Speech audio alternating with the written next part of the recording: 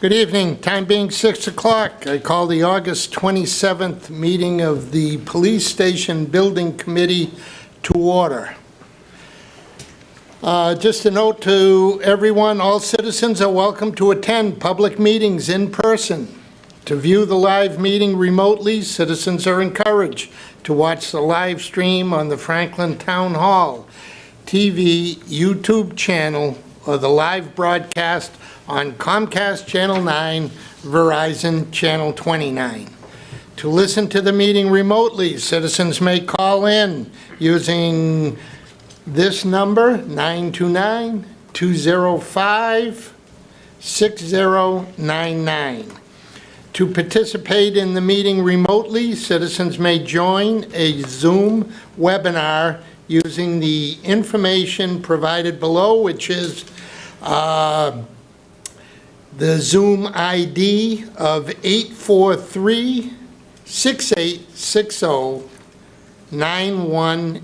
843-6860-9187#. And once again, the webinar ID is 843-6860-9187#.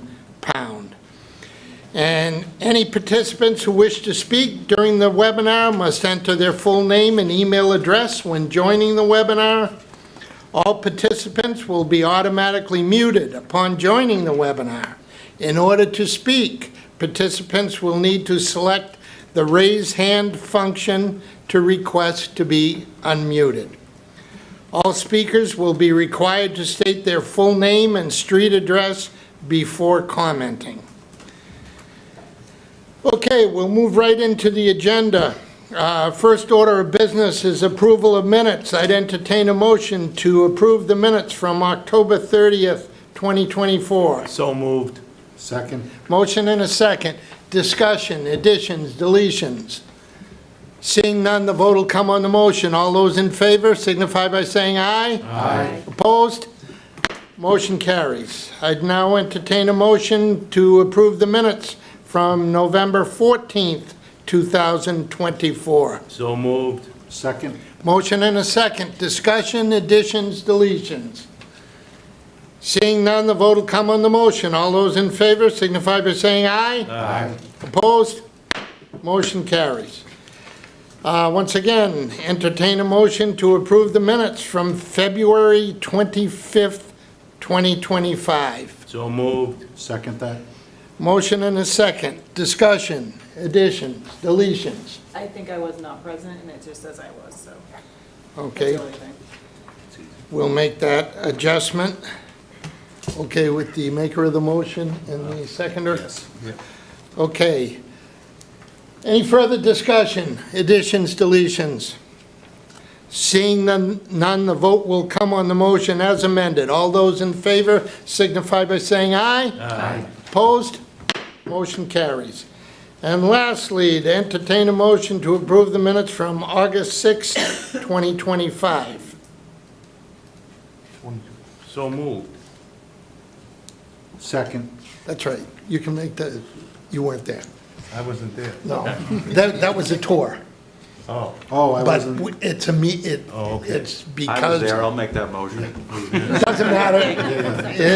Second. You don't have to be there to make the motion or second it, As or long as it you do was- not have to be there to vote yea or nay on approval of I knew I minutes. wasn't You on. can still vote. Okay, so any discussion on the August 6th meeting? Additions, deletions? Seeing none, the vote will come on the motion. All those in favor signify by saying aye. Aye. Opposed? Motion carries. Okay, now that we got all that housekeeping out of the way, we'll move right to the OPM presentation, CHA. Who wants to lead it? That's Go for it, John. Good evening. Just, you want to introduce everybody? Yep, we'll start off with introductions, give a little brief history on the department. I know a lot of it's, you've heard it before. And then we'll go into some of the work we've done over the last 6 months since we met last. And then KBA has put together a presentation to further go into detail on all of that work. I just want to start off by saying that Franklin is one of the safest communities in the country. That's a testament to Chief Lynch and his team. They're doing so while operating in a building that doesn't meet the modern policing standards. So it's a credit to what's there and what you guys are living in. As most of you know, the existing station was built in 1991, almost 35 years ago. Since then, the police department has almost doubled in size. Again, a testament to the police department and their team. They've done a great job of operating with the restrictions that are within there. However, over 35 years, there hasn't really been a single major upgrade made to the building. The building may look big and luxurious and everything else from the outside, but inside it's really lacking what the police department needs to protect and serve on a daily basis. In getting into the existing conditions and what's there and some of the restrictions they're dealing with, it's cramped workspaces, 2 and 3 people that are working in an area where 1 police officer or 1 employee should be working. Lack of storage for evidence, and as you'll see on the website, we're going to unveil in some of the pictures and videos that are included. There's items, safety items, storage items, everything. They're flooding out of rooms that are coming out of every corner. Every piece of real estate inside that police station is currently full, if not over full. Insufficient training in meeting rooms. It's, again, working with what they have. They don't have a single room in the entire facility where their entire team can meet and work. Never mind train or bring in others to train other communities. Locker rooms. I know Chief doesn't even have a locker. He gets dressed and gets ready at home so he can give his staff the opportunity to use the locker room space. The women don't even have a shower in their locker room. That's currently being used for storage. They too have to go home. They're sharing lockers to begin with. Again, insufficient stays. And lastly, parking and security. I know we're going to talk a lot tonight about the existing site that's in place. So fortunately, there is, a lot of marshland behind it. So the police station has made the most of the parking that they have, but it's not ideal and doesn't meet the code and the standards of today's, of what we need today for a police station. And with that, the security getting in and out is just, it doesn't meet what we need today, what allows people to safely come in and do what they need to do with the police department while allowing the police department to do their work every day. The rear entrance to the building is through the men's locker room. You can take a shower on your way out of the back building. That's not something you see today, and it's not efficient, and it's not the way people should be working.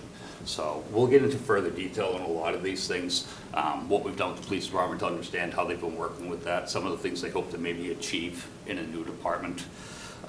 We've met with the team, we've gone over the programming, their wants, their needs, how they operate, where they work, what they're looking to improve. As I said, we've started to look at potential sites. We started off with over 200 sites in Franklin alone, and have worked it down to a handful that we'll present for you tonight. And then the budget, the money, what everyone wants to see. We'll get into what we anticipate the cost to be for a police station that you guys need and deserve, as well as other ways we can find ways to funnel money back into the city and help with that cost. And lastly, it's just what can a new facility provide and what can that do outside of protecting and serving the community as we are aware of. It's retaining the police staff and the officers and staff that you have in place. It's attracting new staff to come in and help to continue to build that commitment and make Franklin one of the safest communities in the world. And it's also, as I was kind of saying, there could be cash flow that could come in. There may be opportunities to not only help serve Franklin, but the communities that are surrounding. And lastly, ideally, we don't want to be in this spot again in 35 years. So we're looking to put in a place for a police station that not only allows you guys to operate efficiently now, but something you can grow to over the next 50 plus years. So with that said, looking forward to tonight. Appreciate you all taking the time. I'll let KBA introduce themselves now, and we'll get going on the presentation and on the website. So hi again, I'm Sean Schmiegel, project manager from KBA. I'm Todd Coster. I'm the studio leader for the public safety from KBA. Eric Royce, landscape architect and site planner for KBA. So I'll roll right into here. Joe gave a great summary of the agenda of this evening. I know it's on your list as well. So we'll go right through this. Please stop us at any time throughout this whole process, answer any questions and clarify anything. We're here to help this be as smooth and easy as possible to understand. So next slide, as Joe noted, we have developed a website for this project specific.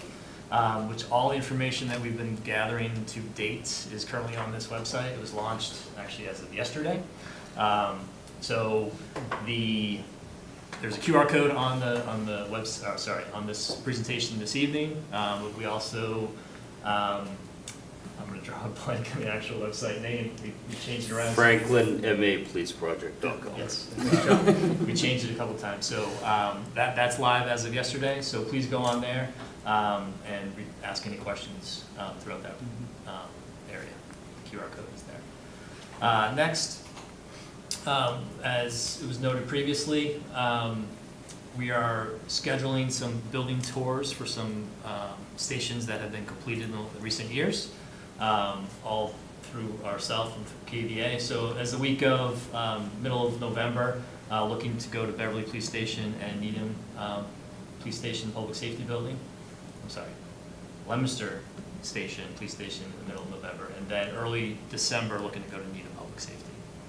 So we're getting those dates finalized, times finalized with the group here, but those will be anticipated in the upcoming months.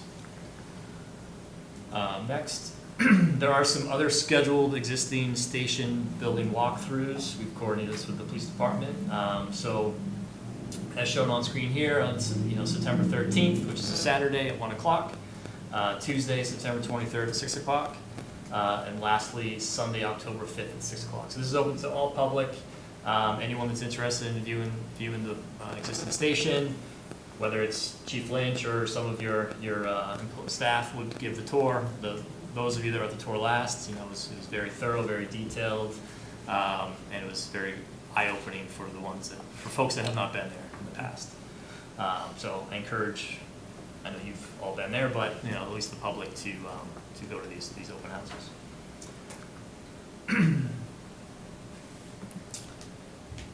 This just happens to be an image of the Leominster Police Station, which you will all be visiting in the upcoming months.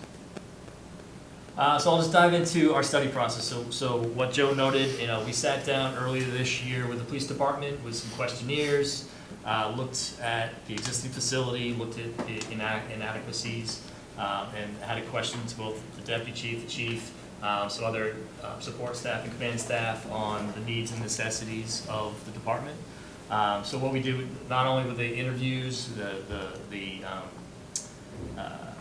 basically we have a matrix for questionnaire to go through all that to understand, again, the needs and necessities of the current department, where they are lacking space and lacking program, which we'll get into a little bit more detail very shortly.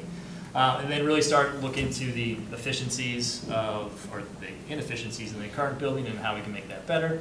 And then lastly, as Joe noted a little ago about how we can retain and recruit newer staff and patrol and whatnot throughout the newer building. So going into that, like I said, we had the questionnaire, which really helped us determine the needs and necessities.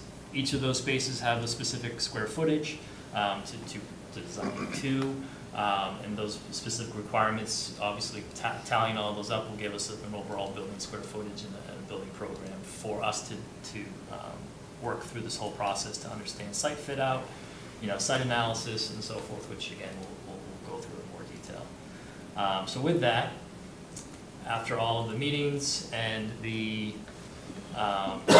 questionnaires, we went through it a couple times, had a few sit downs in person, walked through each of the programs, in greater detail, talked about adjacencies, and fully documented that. And with that overall process, which took 2 or 3 months, we came up with these square footages, which are a necessity to the current staff and a little bit of future staff and future growth. So building roughly 36,500 square feet. An outbuilding for some storage and some vehicle maintenance and so forth, roughly 1,500 square feet. In general, parking throughout the whole proximity of the needs, roughly 92 staff and roughly 16 public, which a little bit on the lighter side. As we get through the site development, we'll probably expand that a little bit more based on the training room and the future growth of that. Bringing in neighboring communities for training and so forth, or in community meeting rooms and so forth. So having more more presentable to the public for the parking side. So from there, Todd? So part of that process, right, is trying to understand where you're coming from. And understanding if you're familiar with the existing station, that building area looks really big. And it is. It's much larger than what they're working at. What does that mean? Why is it so much larger? Well, here's an instance of their training room, which doubles as a roll call. It's also, as you can see from the equipment in the back, it's their, it's the Drone. the drone maintenance, it's the equipment pass out at the start and the end of each shift. This is a multifunction room. That room by itself is probably about 400 square feet, but when you look at that being properly allocated spaces, that totals out in the new building about 1,000 square feet, with each individual space with its proper function being allocated so that you get into things like the equipment pass out at the start of the shift. There's a dedicated room for that. So that way, not only does it provide a dedicated space, but it increases the efficiency and the flow for the officers at the start of their shift and the end of their shift in that transition. Again, that hits to one of those points of officer recruitment. It allows them a transfer of mindset from start of shift to end of shift to going back to being a civilian. Another space in there is this room here. Again, looks a little chaotic. It is. It's a multifunction space. This is the sergeants, it's the report writing, it's the, again, more storage for the officer's equipment, as well as it's the duty officer. These are, again, another area where you have 4 or 5 different functions, all totaling up to a significant number of, significant area in that new program. So I just wanted to give a little bit of a look in the background of why some of the building had such an increased size from where you are now. Right? We know everybody here is fully aware that it's woefully inadequate for what they're doing. But in that list, there's also some spaces that they don't have. I kind of hit real lightly on the roll call, but there's no area to maintain or to properly store stuff for the K-9. There's no decontamination for the officers if they're in an event where they have to go into into the woods, or they get their uniform a mess. There's no area for them to come back and decontaminate, like change over. That would have to happen outside, and ultimately for them to bring that home. There's a safety factor there. There's no area within the existing station for somebody from the public to have a report or interview with an officer that's private, that's being done in one of those meeting rooms. This program allows for dedicated rooms for privacy of that exchange of information. And then, there's a laundry list there, obviously, but another critical one that is not newer, but it's evolving into the departments is the clinician, right? They not only does a clinician serve the community, they have a dual role, they serve the department as well. So they're kind of bridging a gap, and we need to make sure that the proper space is being provided so that there's privacy in those conversations as well. With that, I'd like to have Eric kind of talk about the sites. Good. Next slide. So, big part of the study was sites, looking at different sites, and why are we looking at different sites? The big reason why is you look at the center image here is your existing police station. It's surrounded by wetlands. Later on, we'll show you an overlay of how the new program fits on this site, which it doesn't. But that's the reason we're looking at different sites, is because this site is so hemmed in by wetlands and regulated areas that we really can't develop anything without filling wetlands, which is a permitting nightmare. So the lot is presently fully developed. We've only got about 32 parking spaces on that existing lot. As you saw previously, we need about 108 parking spaces to make it work. So again, the site is very constrained. So we started looking at sites throughout town, and we started kind of at a more than a 10,000 foot level, 20,000 foot level. We looked at over 200 sites, and basically we're looking at sites that have enough room for the parking, have enough room for the building, have enough room for storage for things like ATVs and boats and all the other ancillary equipment that the department has. And we're looking for circulation for both the public and for staff, patrol parking, secure patrol parking. And ideally, we'd like to also have an area for impound. So if they're impounding vehicles or impounding property, they have a place to put that on site also. So that's what we're all looking at, but when you boil that all down, at the 20,000 foot level, the target site needs to be greater than 4 acres, a buildable area, and ideally, it's town-owned and or available for purchase. So anything that we have to buy privately is additional cost to the project, significant additional cost. So that's what we're looking at. So we started, oops. Okay. So we started looking at 200 sites. So we looked all over town. And this meeting was a sit-down with the department and with the GIS director and the DPW. And basically, we spent a couple hours, 3 hours, going through all the sites in town that were either available or town-owned. And we weeded out all the ones that were less than 4 acres, or ones that were all wetlands, or all water courses, or were just not available. So that was the first step in the process. We went from 200 sites down to 36 potential sites. And then we looked at 36 potential sites. We looked at these a lot closer. We actually downloaded the site plans. We looked at the wetlands on each one. We looked at the environmental constraints of each site for these sites. And we looked at whether they were accessible, if they're way north in town. That was a big issue that we had with some of the sites. Or if they were central in town, or if they were on the southern edge of town, which is less accessible. So that's all things we were looking at. And we cut that list from about 36 sites down to 8 sites. But this is where we start documenting things. So we started documenting those 36 sites and why we made the decisions we did, because people are going to come along and they're going to ask why we made the decisions we did. So this is where we kind of started documenting it, and we evaluated these sites further, looking at the environmental constraints, the size, availability, everything else. We cut the 36 sites down to 8 potential sites. So that's the next step. And then we looked, those 8 potential sites were pretty much concentrated around the center of town. And we looked at ownership, availability, and environmental constraints. So again, we're looking at the wetlands, we're looking at if it's town-owned or if it has to be purchased. And we had 8 sites, some Dean College properties, unused properties on Dean College. Those were not available, they're privately owned, they weren't available for purchase. 92 Jordan Road and 42 King Street, both those were larger sites. Not a lot of environmental stuff, but they were privately owned. So those would have had to been purchased. We took those off the list. We looked at the Franklin Recycling Center. That's currently being used. There's nowhere else to put that use in town. Those are 2 big reasons. And then the other reason is there's a landfill on that site, and we don't want to be putting our building on top of a landfill. So that site was taken off the list. And then 2 other sites, and I say near, one was near 35 Summer Street and one was near 17 Summer Street. And I say near because these properties don't actually have addresses. But they're both Franklin Town Forest sites.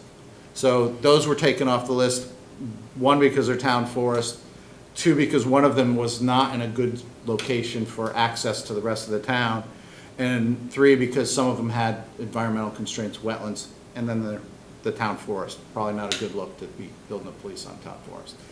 So that boiled it down to 2 sites, and that was the Davis Thayer School site and the Parmenter School site. And at this point, we start doing fit studies. We start looking at the individual sites, taking that program that Scott and Todd were talking about and making a building out of it, and then trying to see if it could fit on the site with all the parking we need and all the building area that we need.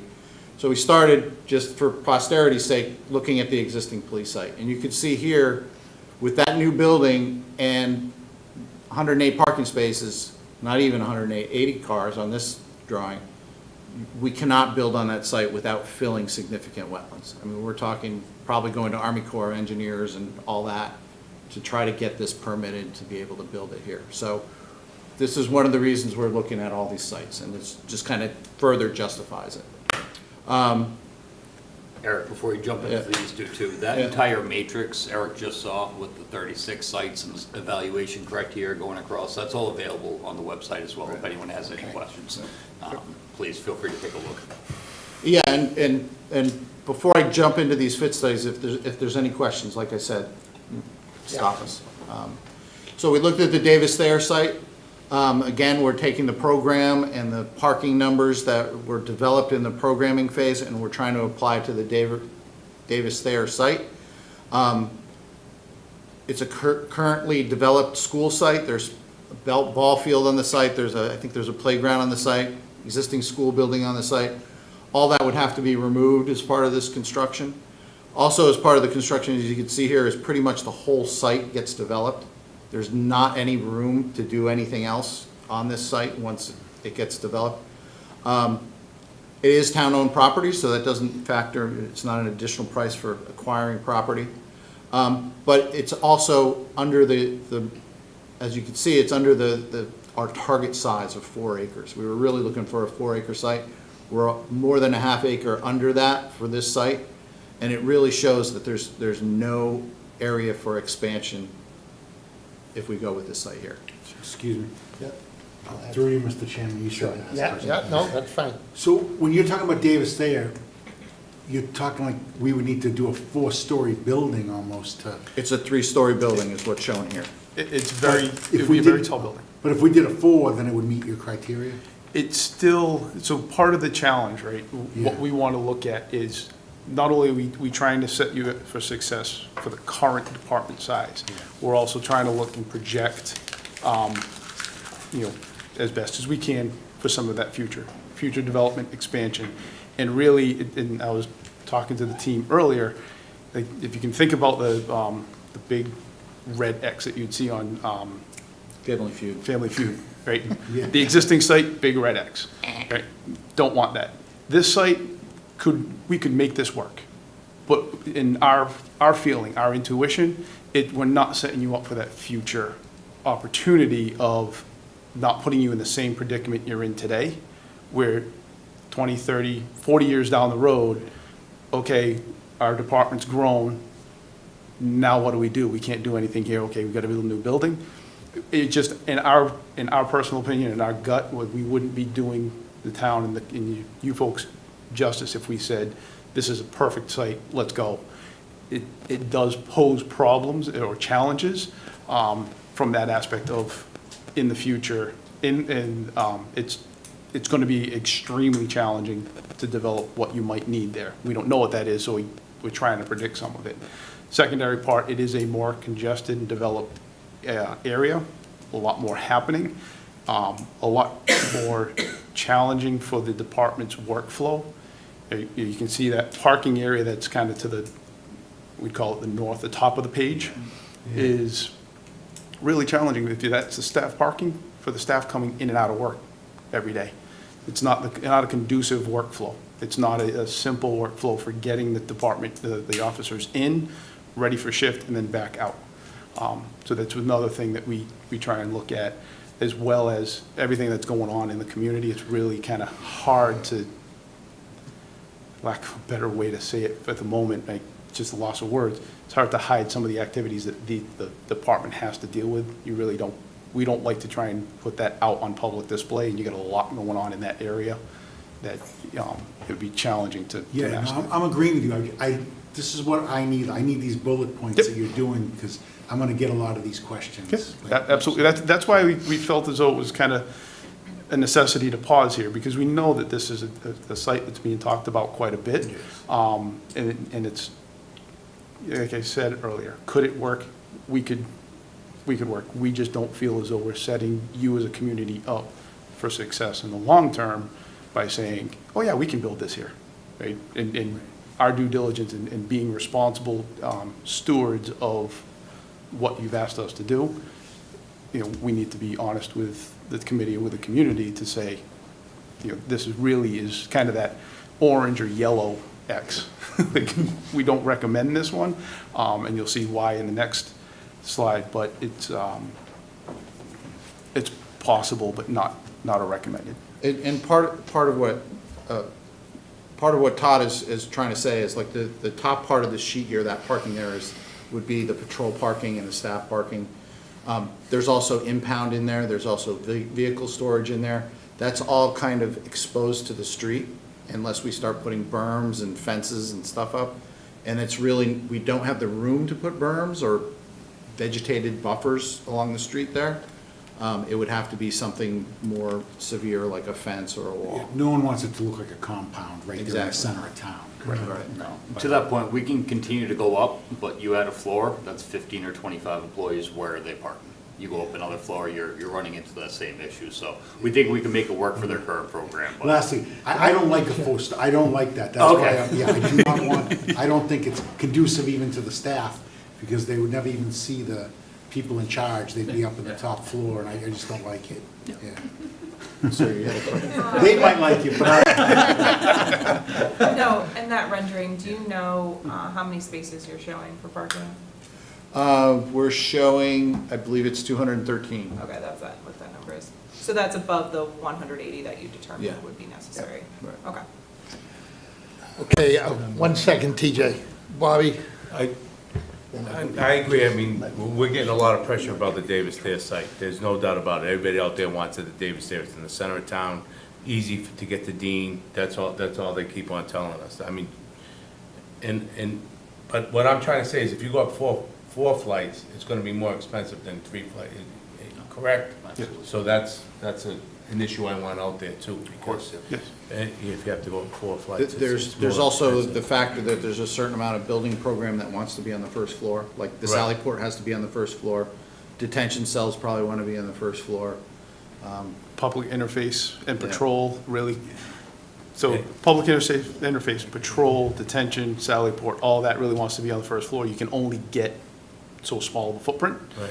And then you start losing space as you go up, and I don't think the chief or the deputy chief want to be in the. And another issue I get that maybe you can clarify, because I can't, I'm not an engineer, but everybody's telling me, well, why don't they just park underneath? Why don't they make it underneath?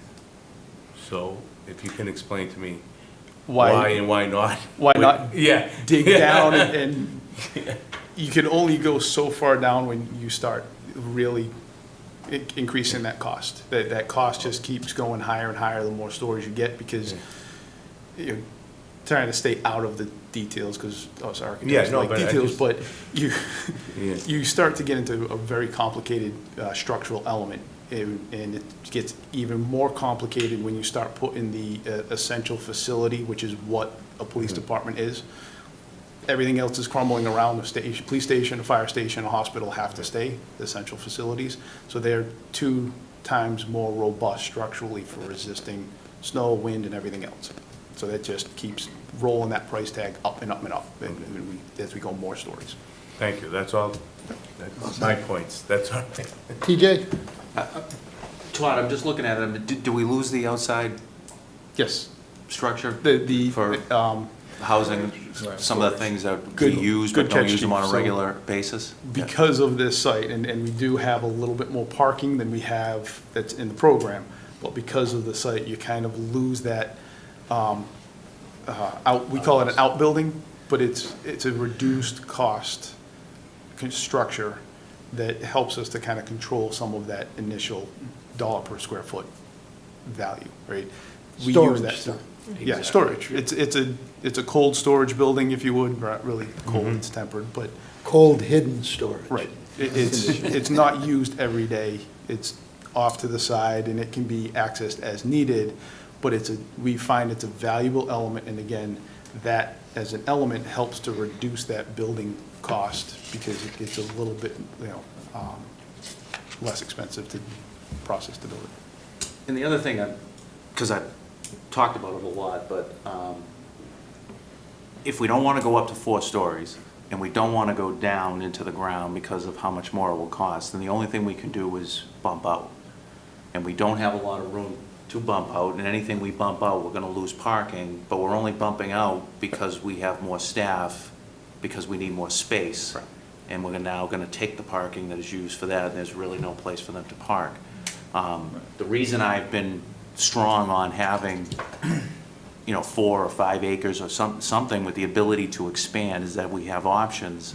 I might not be alive, I hope I am in 35 years. And I hope the Franklin Police Department is still in the building that we construct, because if the town did grow to a point that none of us really could predict right now, that we'd have that option, and it wouldn't be that we're building another building, we might just be adding on to the building or something that would be a lot more cost efficient than, leaving there and moving to another place that we won't be able to find then, because there'll be no land left.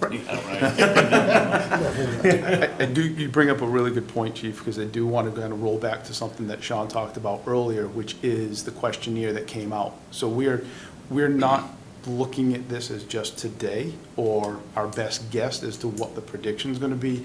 That questionnaire that went to the department, they took the time, they filled it out, they fed it back to us, has a series of algorithms that help us see the trends over the last, I think it's 20 years. Both population, staff size, arrests. We look very detailed, and that goes into our database and kind of spits out, hey, this is where the department's going, this is about how big it should be, and we're right there.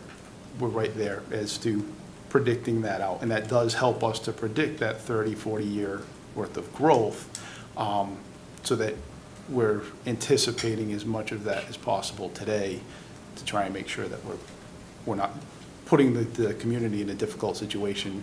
Again, I hate to keep reiterating the situation you're in today. Understood. We're trying to avoid that. Thanks, Todd. You all set, TJ? Andrew? Thank you, Tom, through the chair. Just looking at this diagram, I look at drawings every day, but for everyone at home and others probably on the committee, it looks like from this drawing, it's about double the size of the existing Davis Thayer building, like Yes. volume-wise. I know Davis Thayer has a half basement, I think, if I remember correctly, Jamie. Yeah, the gym. But I guess, would you see the overall building height being taller than Davis Thayer? Just to help people visualize, like, how big the new police station would be. That would be helpful. So I think, sorry, I'm looking over to you. No, I mean, we haven't really gotten to that level of detail. I mean, if it goes to a 4-story building, we're gonna be bigger than Davis Thayer. If it's 3-story, it's gonna be slightly bigger. These floor-to-floor heights with the building systems as of today, much more substantial, much larger than what's in Davis Thayer, So, these types of buildings, yes, will last quite a while, but everything is much larger than what was constructed previously. So depending on if it's a half basement, some mechanical systems, electrical systems might be down there. We haven't gotten to that level of detail, but it definitely is larger than what's there today. The footprint, as you noted, is roughly twice the size of the footprint that is currently there. But depending on the heights and the stories, it's going to be substantially bigger. It'll also depend on the ultimate design of the building. If it's more of a modern building with a flat roof, it'll be shorter. If it's a gable building, more traditional, it'll be taller. All set, Andrew? Thank you. Anybody else at this point? Sorry, Kelsey? I just want to confirm, as it stands right now for this site, you're showing a 3-story building in order to meet the needs? Okay, because you guys keep talking about 4 stories. Yeah, that's good. It's currently 3 stories would meet the needs.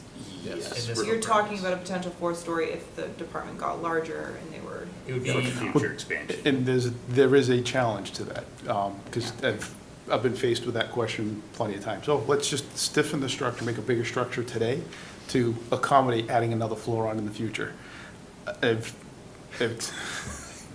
I went through a high school, that was the thought process. And then by the time they were ready to make that addition, building codes changed so much they couldn't put the weight. They could barely put the weight of a new mechanical system on that section of the building, never mind an actual another floor. So again, we could sit here and say, yep, we can do that absolutely, and allow you, encourage you to spend that money. We wouldn't be good stewards doing you a good service if we said, yep, do that, absolutely, you'd be perfectly fine.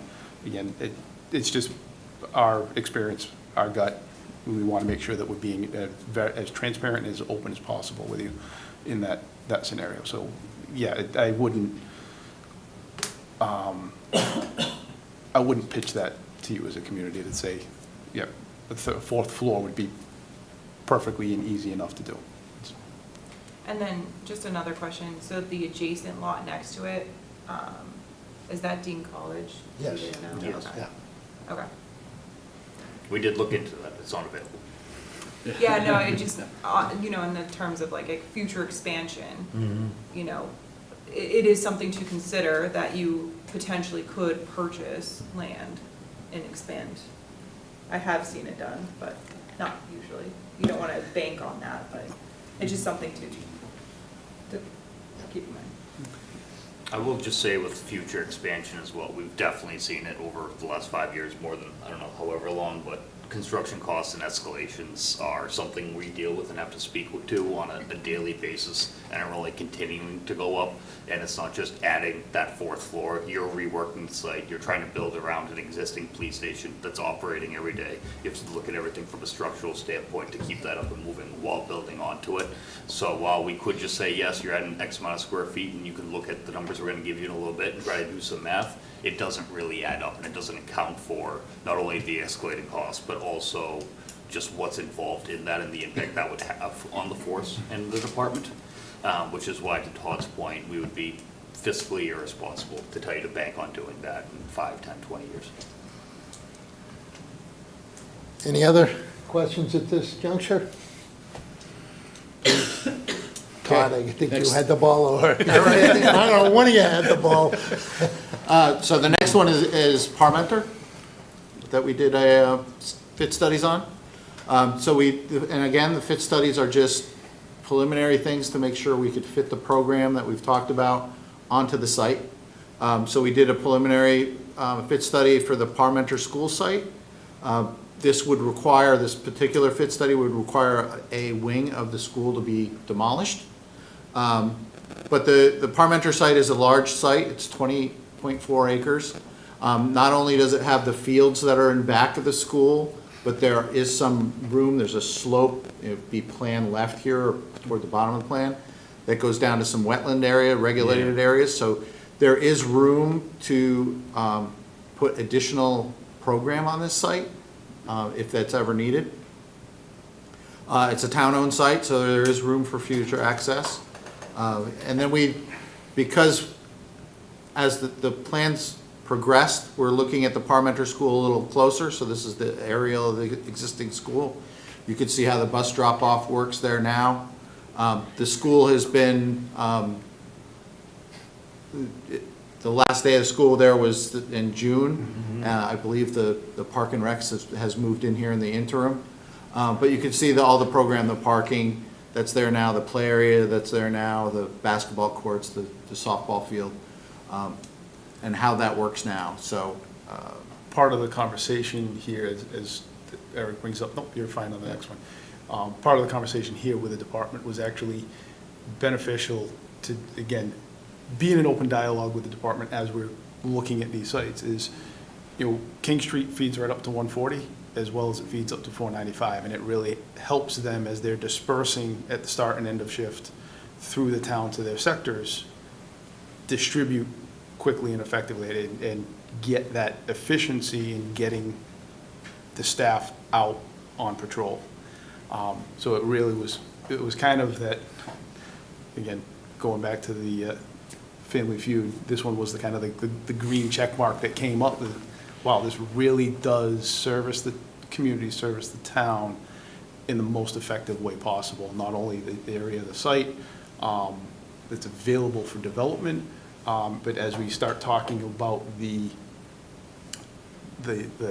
schemes, the studies that we did here, conceptual fits, it lends itself to some opportunity that we can shift this around, the building around, to be able to work the site a little bit more effectively. Sorry, Eric. Right. Go ahead.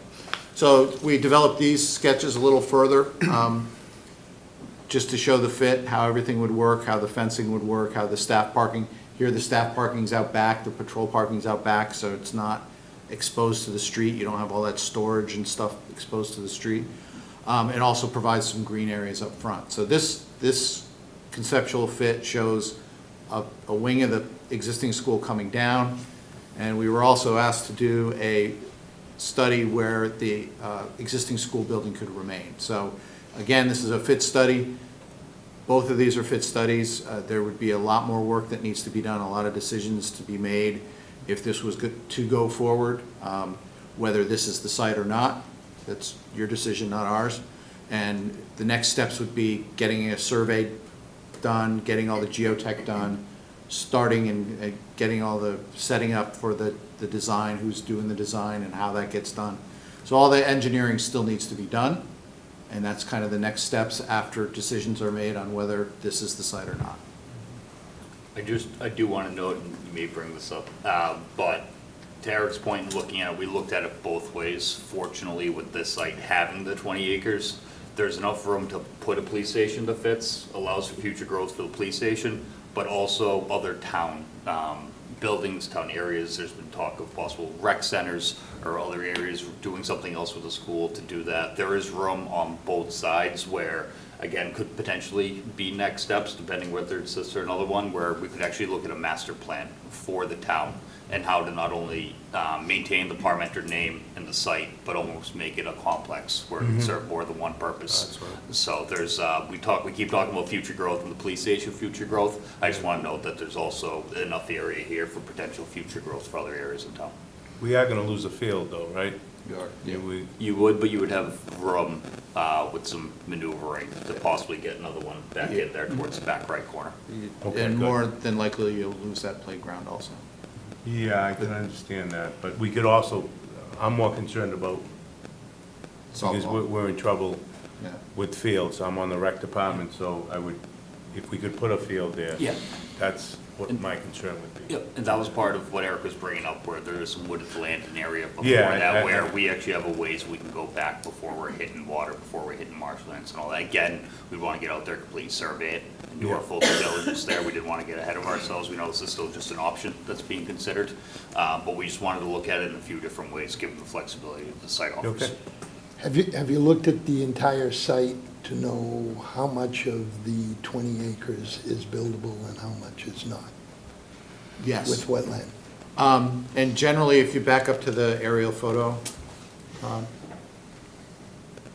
so on kind of plan left here, there's a tree line and where that trail is. Yeah, At the top of that tree line, between the tree line and that trail is a pretty steep slope. yeah. We could do some work on that slope. It'd be expensive, but it's doable. In the bottom left, near the field, near the third baseline for the field, over there, there's a pretty flat area that could be used, and it's outside of the regulated area. But once you get down toward that trail, that's all regulated area. There's a water course down there, there's a pond down there. Right. So you probably don't And want to. from that trail back, It's what's pretty what's that unusable. acreage? Yeah. I don't know offhand, but it's pretty I'd much the just, rest I'd of the just be site. curious Yeah. to know, is that, are we talking 4 of the 20 acres? Are we talking 5 of the 20 acres? Talking 25% roughly Okay. is probably west of where they just highlighted of the trail. where you I meant get to that- ask that question Yeah, where you get the when we 30 foot- started this process, and then, We could- for whatever the reason, I forgot to ask it, but I'd be interested to know how much of the acreage is actually usable and how much is not, because of wetlands or whatever the case may be. We could utilize in software and get a good I figured it would- round figure and feed that back to you through Jamie. Okay. Kelsey?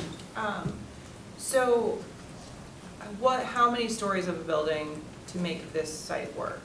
Are you, If you could pause on that, we'll hand back to Sean, and he'll go through kind of the floor plan, and you kind of get a glimpse of okay. that. And then I have one other question, because both those renderings are under the recommended amount of parking that you guys had.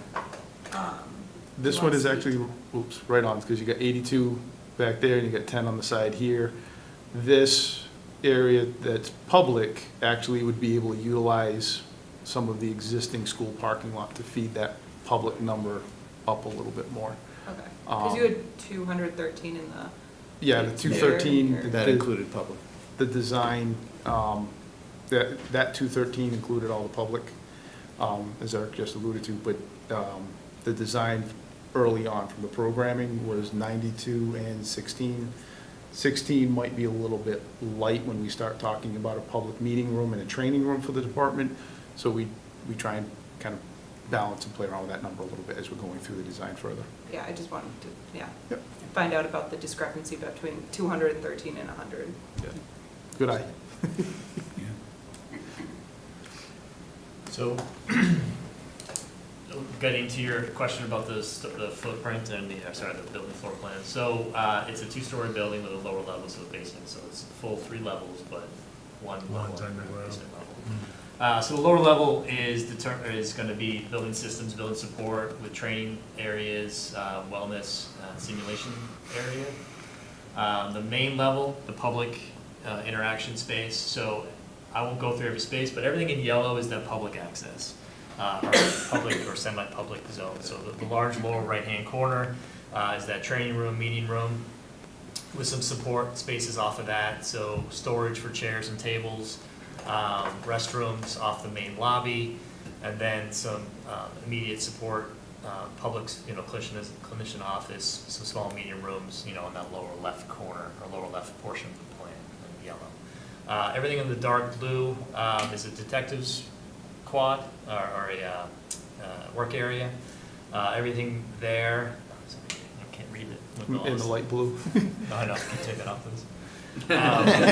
So, everything in that light blue is the patrol, policing area, so it's, there, as well as the roll call. So these are those designated zones that were kind of being duplicated with other spaces in the current police station. So now giving them dedicated either private offices or work areas for each of the department, or each of the sections within the department. Everything in the lighter green area is the locker rooms, what we call recovery areas, break areas, and some of the toilet rooms dedicated to the officers. And then lastly, the purple zone in the upper right is the detention block, along with evidence storage. So right now, through the existing station, the evidence is undersized, and it needs much more room, and it's with a private office, evidence receiving. So again, having these dedicated zones built in with each of these spaces. Accurate cell count for the detention block, and then a Sally Port.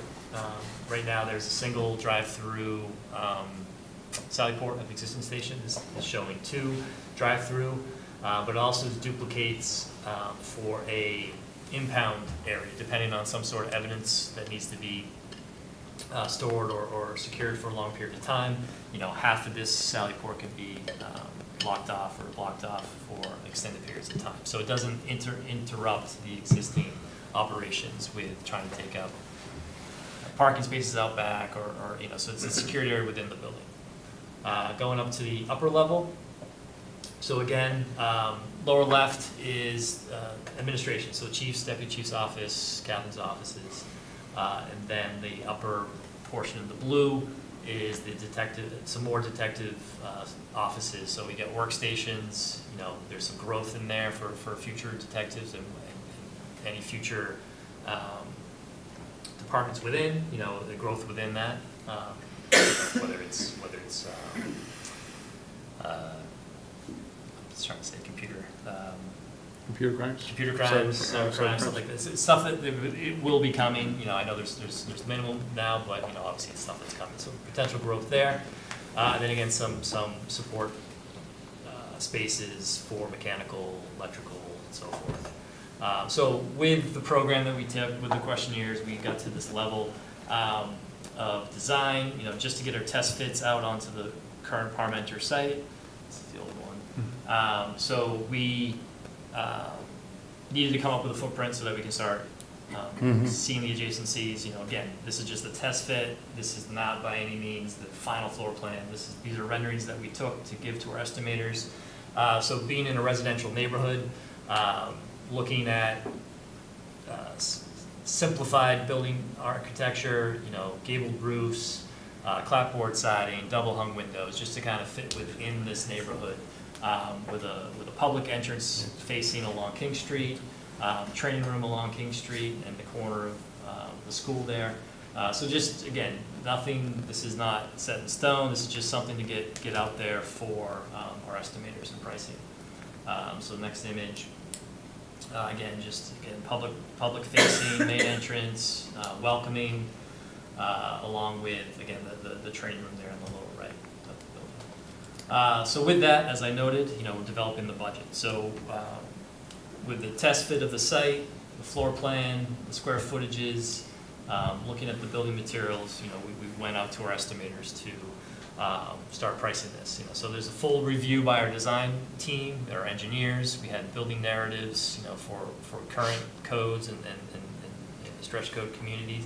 So, giving that dialogue to the estimator to understand what the current codes are driving the costs for these types of buildings.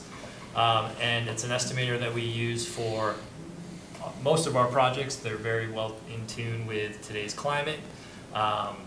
We're currently in the middle of 5 or 6 projects that just went out to bid in the last 2 or 3 months. So we're very well in touch, in tune with the current costs of things, and then forecasting those costs. So this is just a quick summary of the construction budget. So we have, building construction, the outbuilding construction. There's some allowances for site development.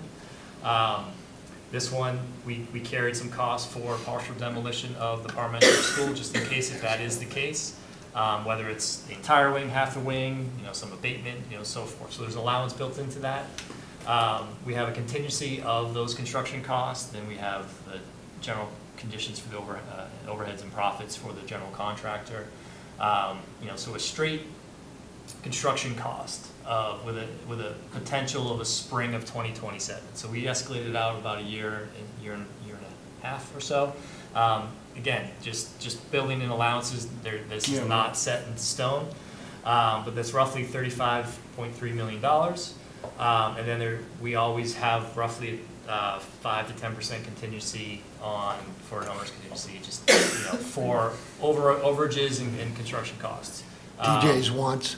I'm sorry? TJ's wants. Those are already built in. I was told no change orders. so- That's correct. That's correct. Absolutely none. So just an anticipated construction budget, roughly $38 million for construction only. So the next thing that we dive into is some of those soft costs. So we have square footage costs related to furniture, fixtures, equipment. Some of the equipment that might not be bringing over that from the existing station, they need new equipment. There's security, not additional security, but cameras, access control, different types of technology, AV, radio equipment, all this stuff that needs to be upgraded and or added to for a new facility. So we have those costs. So that's roughly 2.3 million. And then there's also the other indirect soft costs. So that's the architectural fees, that's the OPM fees. So any project over $10 million, state of Massachusetts, you have to have an OPM involved. So you have those costs. There's any additional peer review throughout the course of permitting or design review that the town might incur. So we have some allowances there. Additional testing. So during the course of construction, there are third-party testing agents. Not only for the building testing, but also envelope testing or commissioning. All those costs are built into there, as well as some additional contingencies for not only design contingencies, but also, again, some we're in feasibility stage. So there's a lot of allowances still built into that. So with all of our track record and our numbers of construction and projects that we are still in design and in construction, these are kind of in today's time frame, as well as those costs that are escalated out for the next year and a half. So really the grand total, total project cost or total project budget is just shy of 48 million. A project of this size, on the Parmenter site of what we've, kind of allocated, and with the test fits and studies that we've done. So again, based on our experience, this is a really solid number on where we are at today. Just to go a little bit further, if the project proceeds, there will be forthcoming budget estimates done throughout different stages of the design. So, this number will be checked, along the way. It's not just, you're stuck with this number type of thing. So, which I know most of you are probably familiar with that. So Todd? So just to kind of put a little bit of perspective on that, I know we could probably take a few minutes for everybody to digest that and kind of bring the blood pressure back down. But I want to kind of give you a little bit of perspective of because of our involvement in the industry locally and across New England. These are just some instances of where you can see the trending, the cost per square foot of the police station projects all the way from 2008 to current. And those are actual bid numbers as we're tracking them. The 2019 number, that was, anomalies within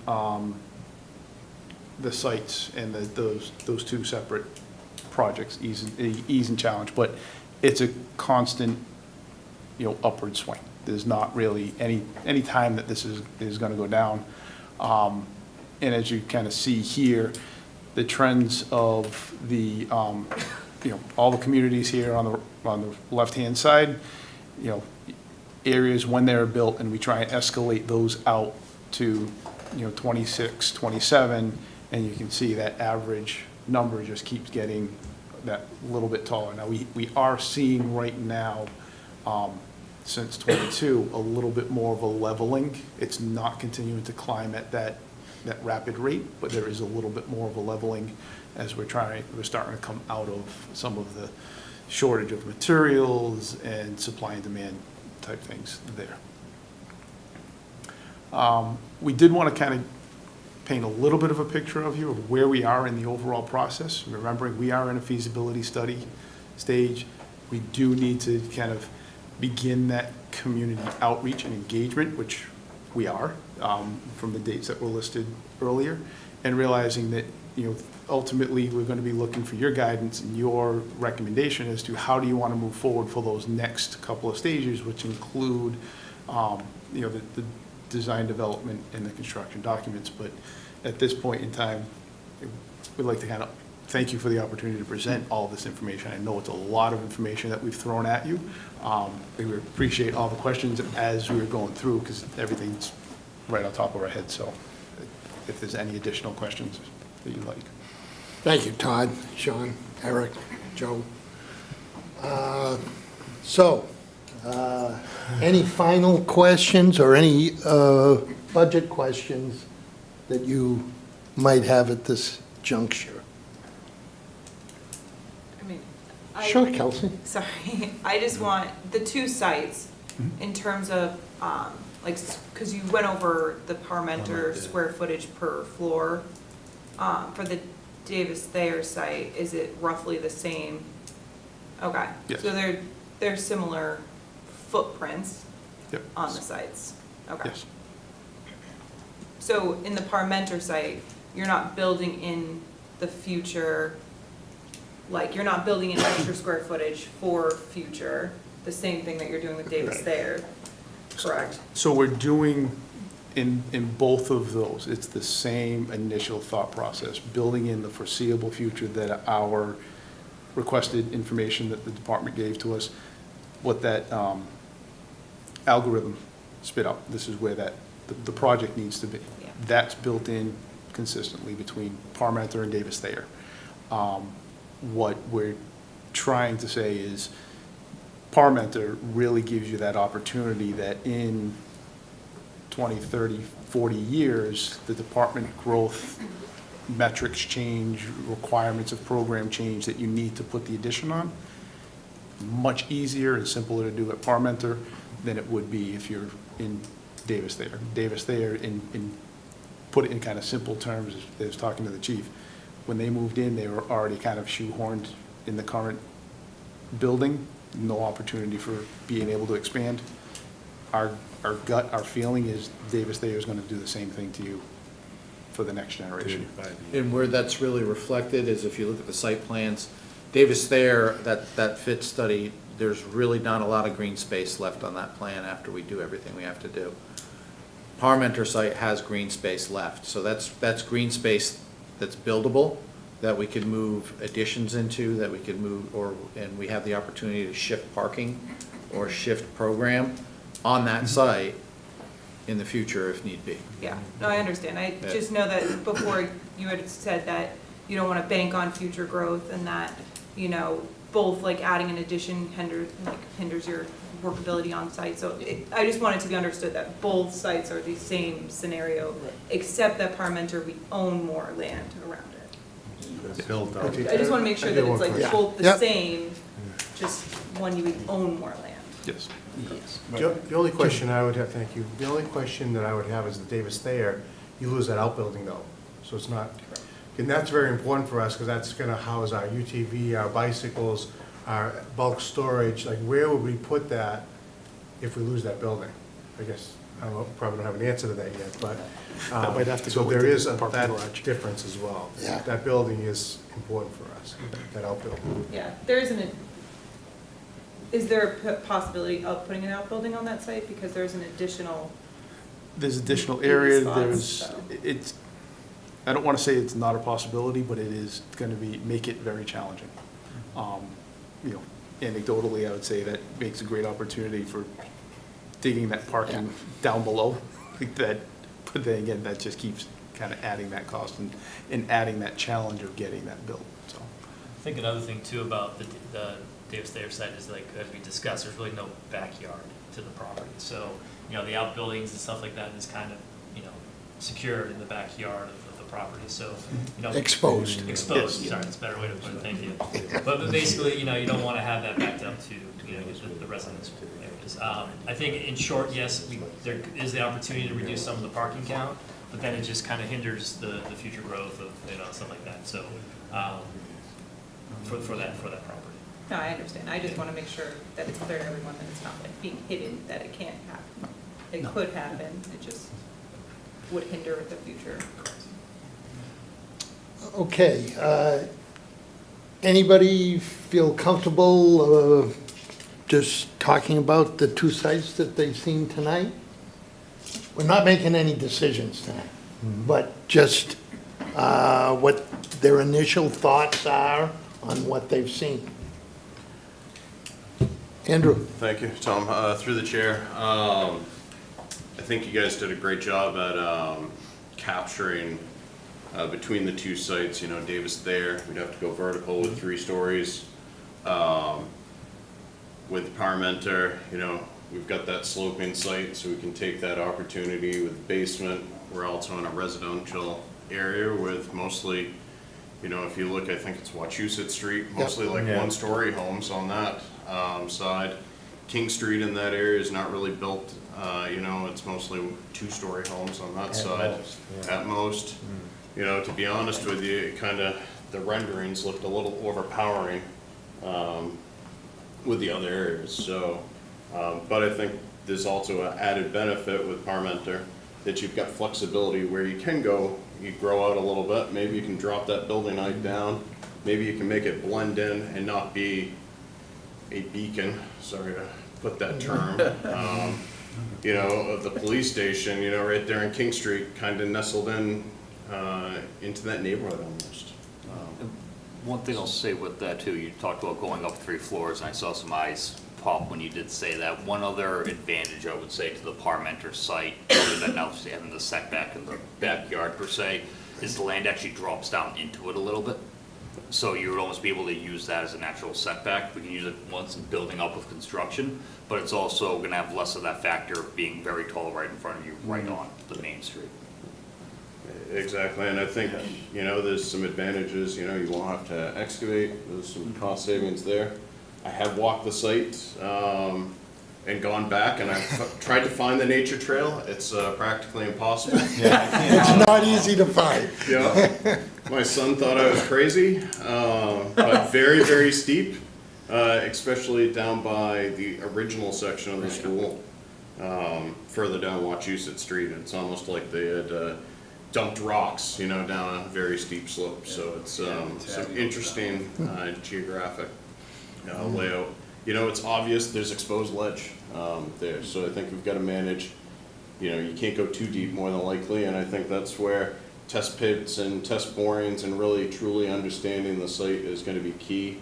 You know, the other thing with Parmenter, we're demoing the newer section of the building, which is kind of bad, you know, I'd rather keep the newer building for something in the future. However, from the hazardous materials abatement perspective, it's gonna be less cost to, more than likely to take that down. I think it was built in the 80s? Yeah, 88-ish? 87, 88, I think. So we're probably out of the asbestos era, hopefully Yeah. the lead paint era, so, there's some opportunities there. I also think my background's engineering, on the mechanical, electrical, plumbing side, so it gives us some opportunities, for, green energy, geothermal, solar canopies, because, who knows, in 50 years, we're probably gonna be an electric fleet. So, No way.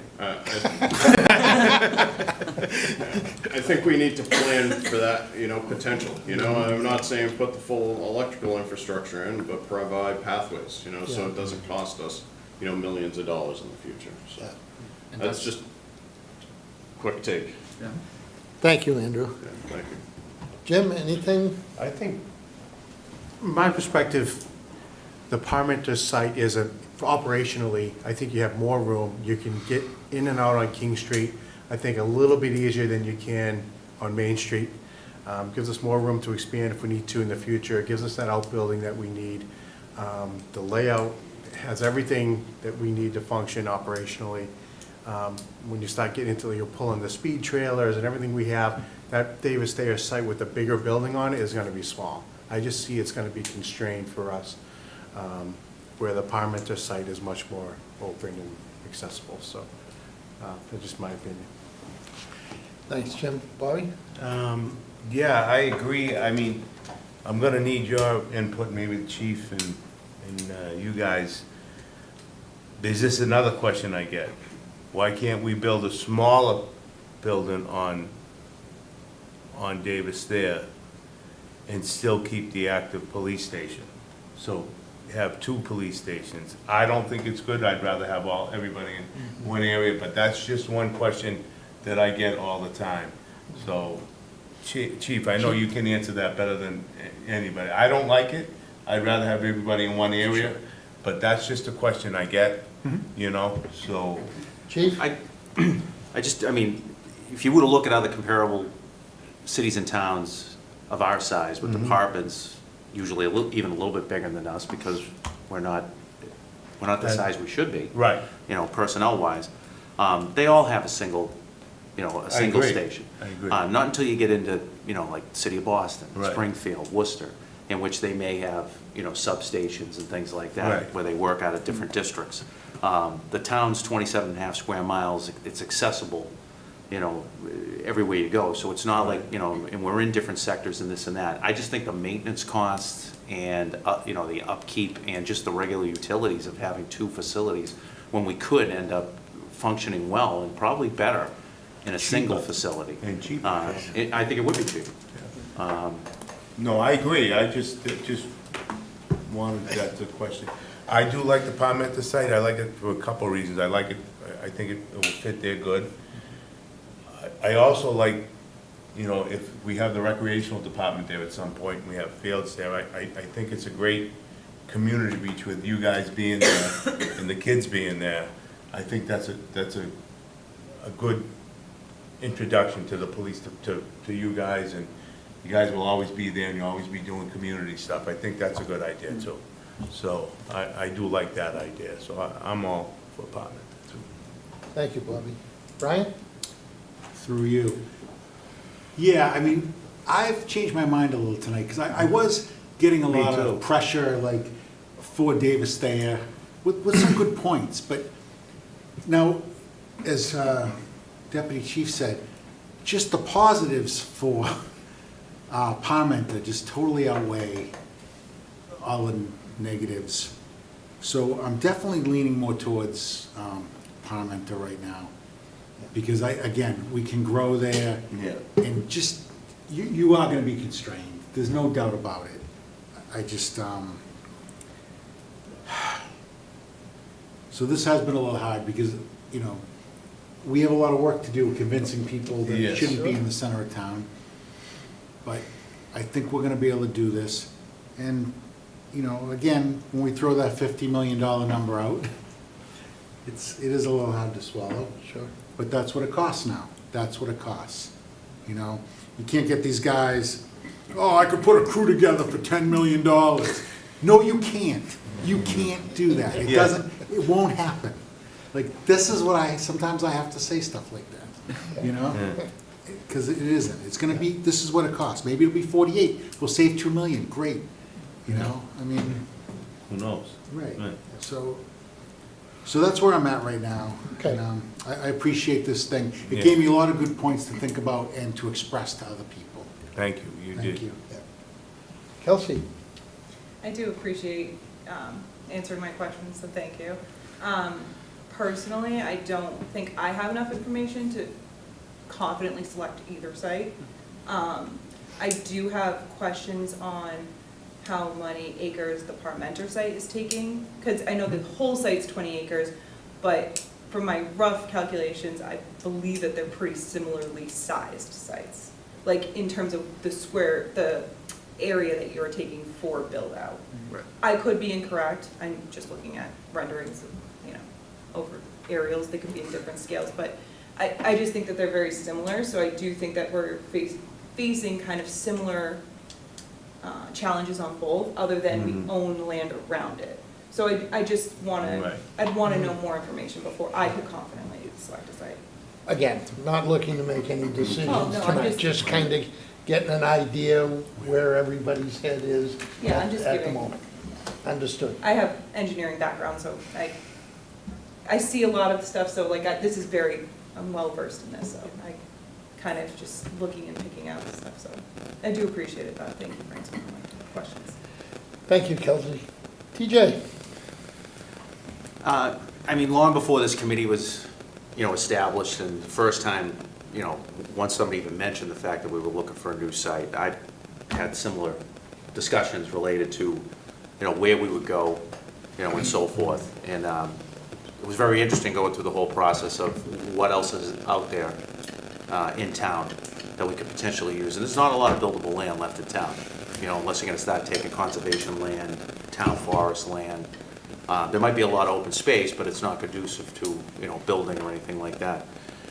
And I always said, in my opinion, we needed something that was close to 5 acres, and that's why I was not fond about the Davis Thayer site, but I'm not an engineer.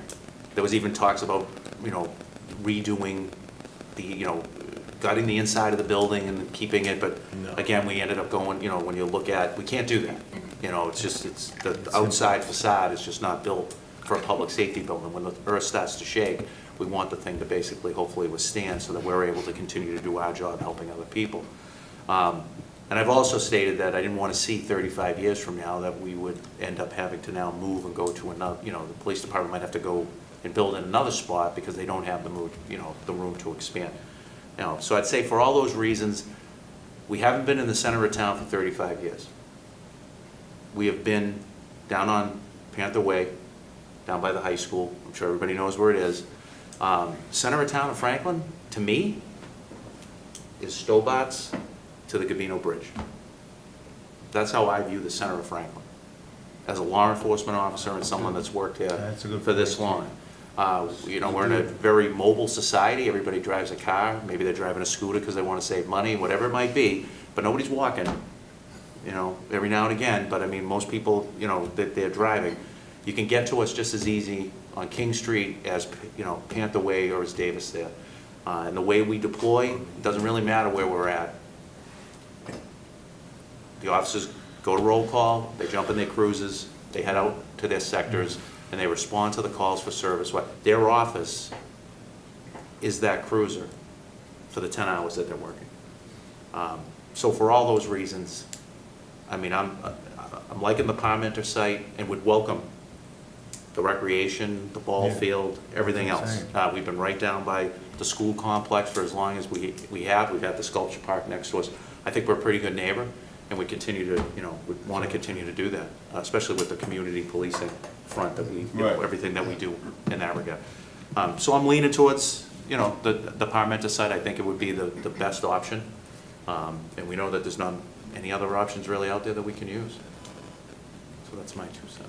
Thank you, I was TJ. asking patrol officer, which. No, And Jessa? I mean, everybody had really good points in terms of a site. Obviously, I lean towards Parmenter. Just completely biased. I'm in charge of our fleet. In terms of parking, Well, that's- it's where we are is a why you're nightmare. in Davis committee. Thayer, I see it being a nightmare in terms of any future growth. If, you know, we want to add any cruiser to our fleet, which we really need, you know, Davis Stairs is gonna be an issue, and then from there, we're gonna obviously take up parking that's for our personal cars or the public, and then we're gonna be on that street right there, so. Parmenter, I see, you know, talking about growth or any future parking spaces or whatever we need, Parmenter is gonna be ideal, so, love that. Thank you. And I'll echo pretty much what everybody has said so far. I am leaning towards the Parmenter site, and I have for a while, for a multitude of reasons, and I think with your presentation tonight, it only solidified my thoughts as far as we're sitting with a police station now that we jammed onto a site. I don't want to be sitting in that same situation 35 years from now. And I do think the Parmenter site, I know you showed option A and option B. Option B, leaving the existing building, school like it is. I think I'd like to see a little more of that to see if that could be done and what that would do. But to Kelsey's point, I'd also like, as I said earlier, to know what is buildable there, what is usable land, and what is not, so we kind of know the expansion. And part of the option B that was a little intriguing to me was the fact that part of it was hidden behind the existing school. So it's a little bit hidden from the residents on Wachusett Street. So, again, just initial thoughts in what you presented tonight, but I do think that the opportunity for expansion is an important piece, because we as community leaders and the building committee can't just look at today, tomorrow, next year. We need to look down the road, or we're not doing the residents of the community justice if we're not looking to the future. And looking to the future, to me, means the ability to enlarge or expand on initial properties. And I've been through this twice with two other building committees that I chaired, where when the original building was built, this is built to be expanded upon. And isn't always the case, to your point, as building codes change. Not only building codes change, but study plans change. And the needs, what the police department needs today is a lot different than what it needed in 2000. And it's going to be different than what it's going to need in 2040. But having the ability to adapt to that, I think, is an important piece that we need to be cognizant of and thinking about as we look to the future. My 2 cents. Jamie? Through Mr. Chairman, through the committee, let's go back to that Parmenter. So in summary, what I'm hearing from the entire committee is, one, as much land evaluation that can be done, a part of what is the maximum amount of build-out available on this parcel once you get over to the ledge or the slope, and do that. Two, look at honing in a little bit more to master plan out the playground, the ball field, the current building. Maybe we'll try to bring the rec director in to just get his input on the current facility. Maybe we'll ask the folks over here to look at the entire parcel and maybe, because I know a little bit of it's shaded out, but just give the committee like a full picture of what that would look like, because they did mention earlier, which is not on here, that there's tons of parking obviously in front of Parmenter. So what would the whole site look like? And then we will clarify the parking discrepancy that Kelsey brought up with the 213 versus these, and just make sure we hone in on those numbers. I would also note a couple more things. One, for the DT piece, on the other option, you'd probably have to knock the building over. Right. Which is a sensitive issue for some people in the community, right? So if you knock the building over, then that history's gone, and I'm not saying I'm taking a position on that. I just know that we hear about the preservation of that facade quite a bit. If you put the police station on the DT parcel, you're gonna have to knock that building over, which some people will not want. And the last thing I want to mention, Mr. Chairman, is just for the record, you know, if the community does go towards this site to look at a master plan of a few different uses, including the police station, that would leave available the current police station, then the current recreation building on Beaver Street, and DT as possible surplus properties that you could actually sell and actually make back a significant portion of the revenue to pay for other capital projects we have and we know we need for the schools like Remington Jefferson, or it would probably offset, you know, somewhere in the order of probably 20–25%, depending on the appraisals, of the cost of this. So you would end up using that money to basically offset the cost for the residents and taxpayers on this. So we just wanted to make sure that was in the minutes later on, so that when people look at the whole story, it's not just 50 million price tag. As Sean pointed out earlier, those numbers are going to change over the course of time. But if you leave the other sites alone, you might be able to sell those parcels to make some money back to pay for this. So, other than that, I think that summarizes, I think, where the committee content was. Did I miss anything that we need to follow up with them on, or Andrew? Yeah, if I Andrew? could, one thing, you know, we're talking about 50 million at this stage. That pricing's for this Davis Thayer, or sorry, Parmenter test fit. You know, if we look at Davis Thayer, you know, Jamie, you put up a great point, you know, demolishing the building is gonna be a significant cost. And that 50 million is gonna be a lot more than, you know, what you're projecting today. And the cost that you're showing up there in the escalations, I mean, construction costs in the last 5 years have gone up 35% alone, you know, depending on which market you're looking at. And if you go up vertically, it's just gonna cost more because of your structural system and your ground improvements, so. You know, I think, you know, I spoke a lot about Parmenter, but there's cost drivers for Davis there, in the positive, or, you know, significantly increased. You know, there's also, you know, shared space. If you do a ball field, you can share parking Right. too. So, thank you. I would also Thank just- you, Lynn. Oh, sorry, I would also just note the construction on DT, it's a much more congested area, smaller site, impact on traffic, that can be a lot more costly as well. Just working through that, never mind the impact on the community. Construction's never fun on the community to begin with, but that would be very intrusive for 2 to 3 years. Okay, I don't see any hands up, but there's a few people on Zoom. Is there anyone out there that has a question? Roberta? If you just unmute yourself.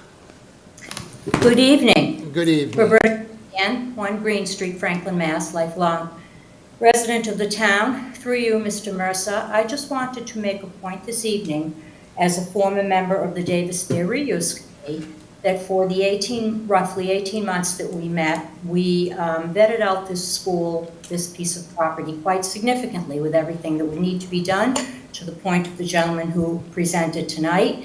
And also at that time, Chief Lynch spoke eloquently many times regarding the lack of feasibility for putting it at the Davis Thayer. However, I'm very glad that tonight you are maybe finally putting this issue to bed, where you can, in fact, let that handful of people that Mr. DeLorco seems to know, and possibly Mr. Chandler as well, to let them know why you may or may not choose this site. But I will tell you that many people have come to me to say, why would we put a police station at the entryway to our downtown? So those are my comments tonight. I thank you all for your work. I know it's a lot of work in addition to what you do as counselors, and I thank you, and good luck with your decision. Thank you, Roberta. Is there anyone else on Zoom that would like to ask a question or make a comment? You don't? No, I don't. That's right. I don't see anyone else. I know I did get a text or a audio file from Rick Sacconi. Oh, thanks. because I can't- And I can't, I can't understand. yeah, I don't know if he can. I didn't know that was him, I deleted it. I did, I deleted that because it's probably some spam or something, I don't know. No, what it was. No, it's Ricky, It's but- Rick. But he did send it, I'm sorry, Rick, I did get it, but it didn't have any name or anything associated, so I deleted it. Because that's what you're supposed to Just, do. yeah, When there's nothing there, you don't open the file, right? well, I got multiple, I got I don't wanna be multiple. Zoom bombed, but right? I I don't wanna be can't hear it, text Rick. bombed either, but I'm sorry, Rick. I can't. Call me. Rick, yeah, Call call. one of us. Rick, if you have a question, just call my cell phone. I'll be happy to answer it. I'll put you on speaker so that everybody can hear you. So I'll give you a minute or two to give me a call. 8-second delay, so it'll be.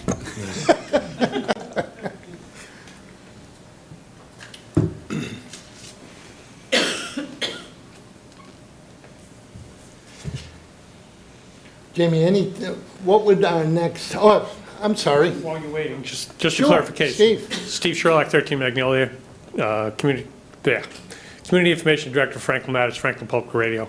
Going back to the original list of the 200, then you whittled to the 36. I'm assuming the 200 were effectively removed to get to the 36 because of one of the single factors that you mentioned in terms of the space, et cetera. Are the details of the 200 showing some of those so that people can understand, okay, that didn't meet this, that didn't meet that?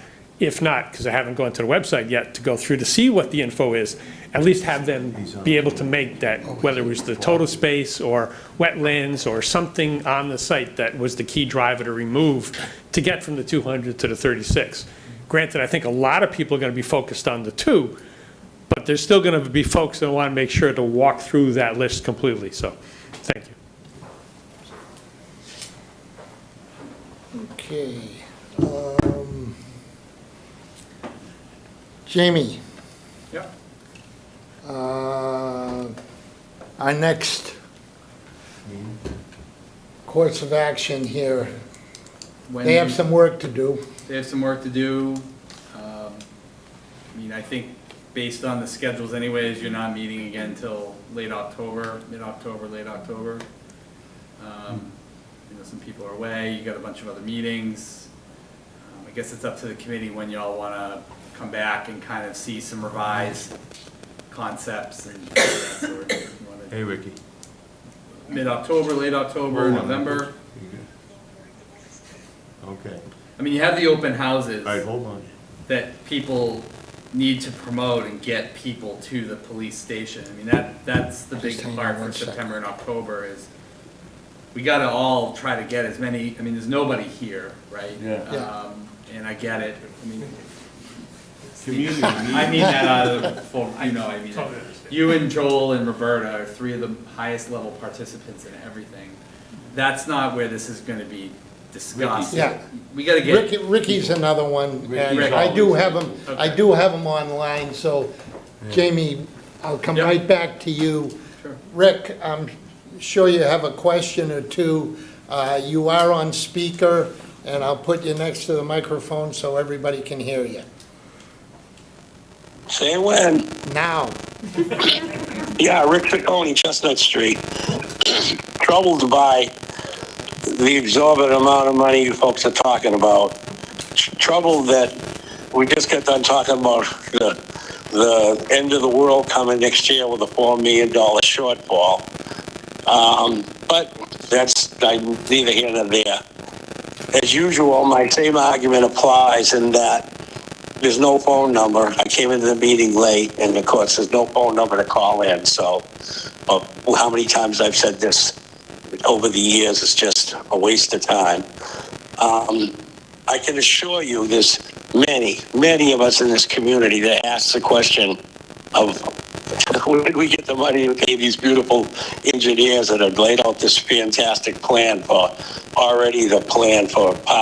And it's funny that we have two sites to talk about, but one that's totally designed, rooms laid out, talking about clear cut and all. And oh, by the way, the tree hugger in me says, I just love the fact that you're going to cut down, it looks like about 5 acres of beautiful forest in the back of the Parmenter School to do this. Let's not forget that. Those of us tree huggers that still do like to see a little bit of green space in this community.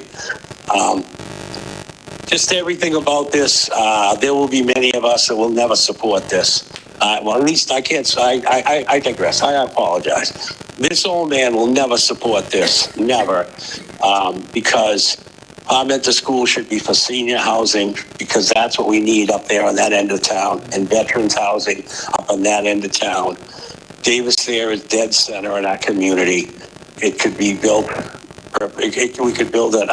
We could have parking on a 3-level steel structure that Johnny Lombardi suggested it at the one of the meetings. It just got poo-pooed like it was a pie in the sky idea.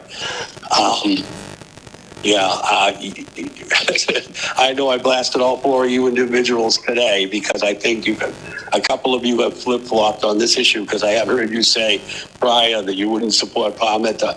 But now, well, Parmenter looks like, well, of course it looks like the site. It's all drawn and designed and planned, and the trees will come down and you'll build a mausoleum, a big, beautiful mausoleum. And I'm not anti-police, but I hate doing this to make it sound like I'm anti-police, because I am not. But this is the police station for the city of Needham, because that's who I think, in my humble opinion, Jamie thinks we are and are going to become going into the future. And maybe in a year or two when I'm dead, maybe we will. But fiscal responsibility goes out the window with this building. And there are many of us that will never support this project. And I apologize to the chief and the police officers, but that's just the fact of this old crazy man's opinion. Thank you for listening, and good night. Thanks, Rick.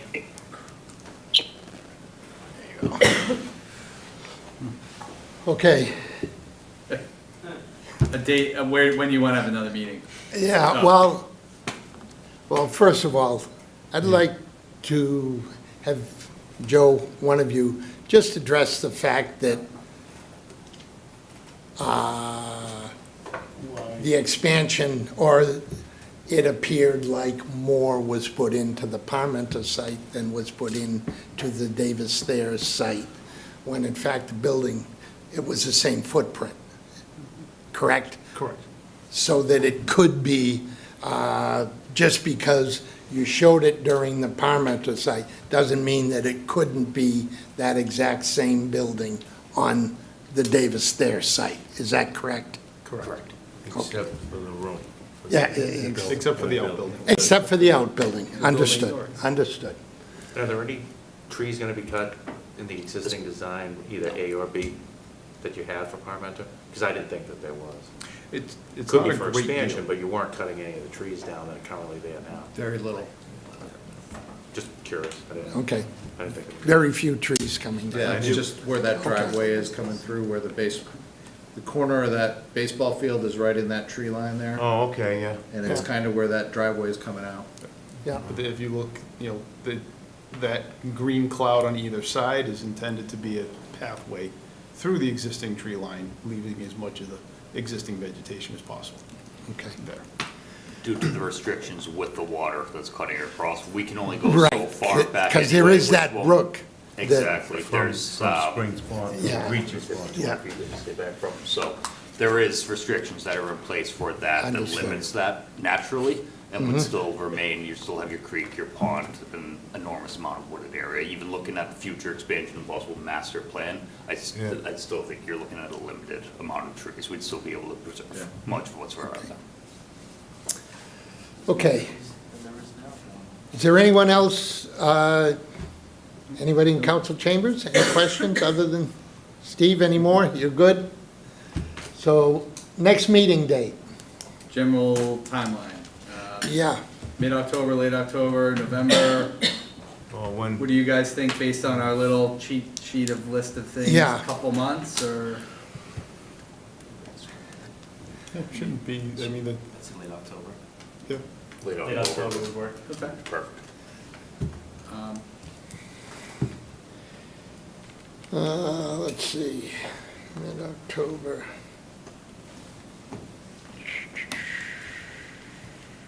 So we got meetings every. 22nd, we got meetings on the 15th and the I have a 29th. FinCom on the 22nd, I have so it'd have to be probably a Tuesday or a Thursday. Well, the school committee. Yeah, I mean, we could have a different location too. Yeah, but- we could do it up in the, Palm at this one. there's one in every crowd. You're gonna get another voicemail in a second. 21. You could also do Monday the 27th or Monday the 20th. Monday the 27th, there are no meetings in here. Planning board's the week before. So you could hold it in here on Monday the 27th of October. All right. How's 27th look for committee? Let's get it going. Just remind me, Mr. Chairman, I'll be away until December at the end. That's, But I can Zoom if needed, okay. We Your want you choice to do if the you zoom FBI, in. Jimmy. Yeah, I choose. Okay. If you're not running the obstacle course at that time, you might be able to zoom in. Okay, anything else, Jamie? Nope. Anything else for us, folks? Thank you for your time. And I thank the committee for their time, and I would entertain a motion to adjourn. So moved. Second. Non-debatable. All those in favor signify by saying aye. Aye. Opposed? Motion carries. Thank you, one and all. I got the award, I got called out by 2 hours.